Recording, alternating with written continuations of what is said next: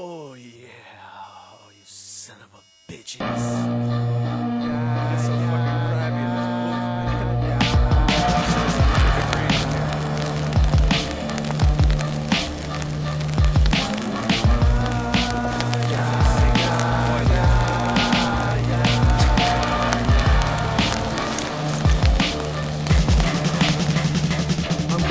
Building 23, also known as the Rec Center, was built in 1970 to allow patients time to relax and have fun.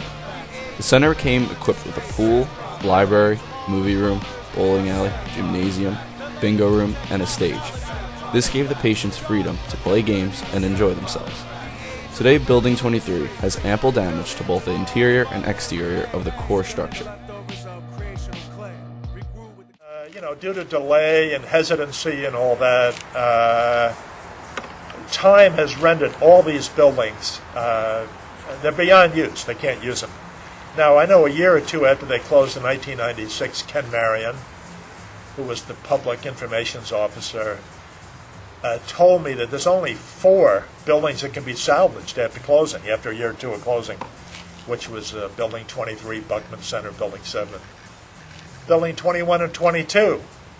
But they hesitated for so many years that these buildings are going, I hear. When they shut the heat off, the walls crumble, everything.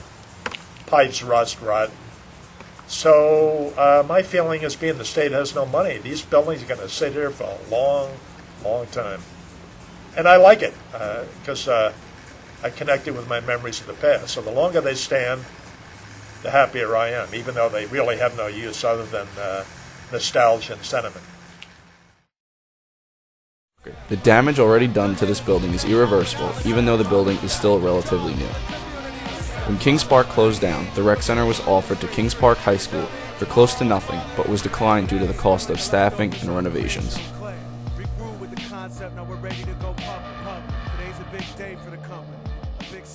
So great legacy of this place. A lot of people have come and gone, a lot of people have died, and so I'll sit and stare, transfixed in these buildings, thinking of all the hundreds and thousands of people that have come and gone through these buildings, lived and died, worked, and so on. Very interesting legacy, emotional legacy.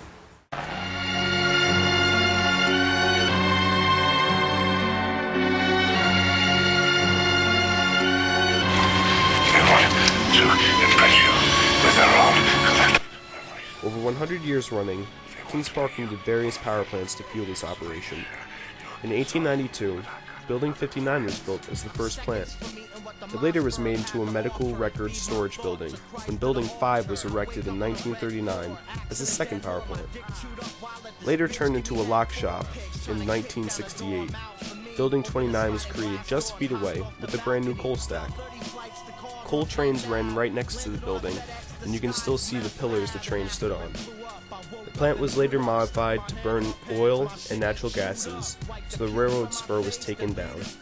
Stack, and the inside of the smokestack is lined with these bricks.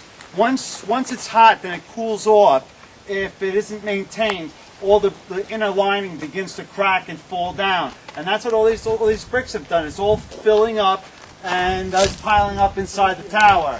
A while back we made a video about this. We wanted to bring attention to the problem, and so now what the state does is they come by every 6 months and inspect it. They say it's structurally sound. I believe them, but we sleep well knowing it's now being inspected on a regular basis. Shermanator.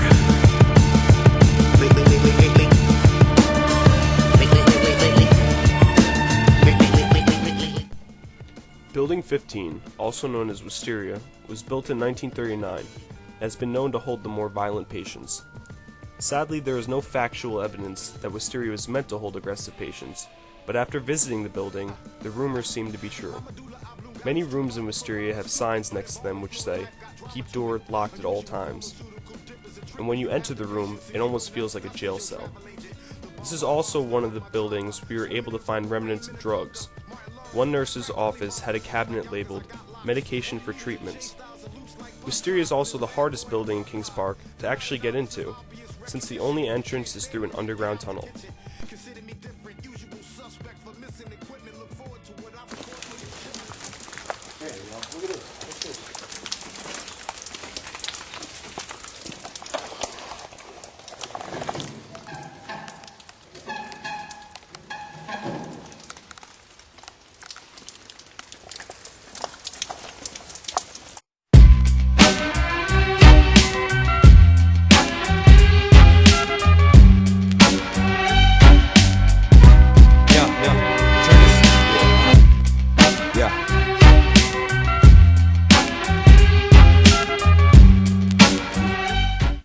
Building 80, also known as York Hall, was built in 1932 to allow patients a chance to either watch movies or create and reenact plays. York was built like a smaller version of Glenwood Landing's theater, except there were no seats on the floor, only the balcony. York's theater was built with a skylight above the stage, which is now used by pigeons as an entrance. The floor is covered with their droppings, and the noxious fumes are almost unbearable. We have some old pictures of York Hall, and what it is it's an all-purpose theatrical center. They had basketball games, they held graduations here. When I was a kid, we picked up our KPY equipment in here. It's beautiful. They have these, at one time they had beautiful chandeliers. This is one of the first buildings that we're working on with the Nessaquag River State Park Foundation to rehabilitate and use this again as a community center to put on plays. And we have a women's theater group who's interested in this, the Armont Theater, and what they do is they put on plays that are of social significance to ladies. And so we like this because you only have to staff it when you're having events, and the events pay for the staff, because whenever deciding what you're going to do with the buildings, you have to have a way to pay for it. So we're currently working through the red tape right now to try to work it out, but our website is ourstatepark.com. You stop by and visit it, and it's good to be involved, because it would be a shame if they tore down a building like this. So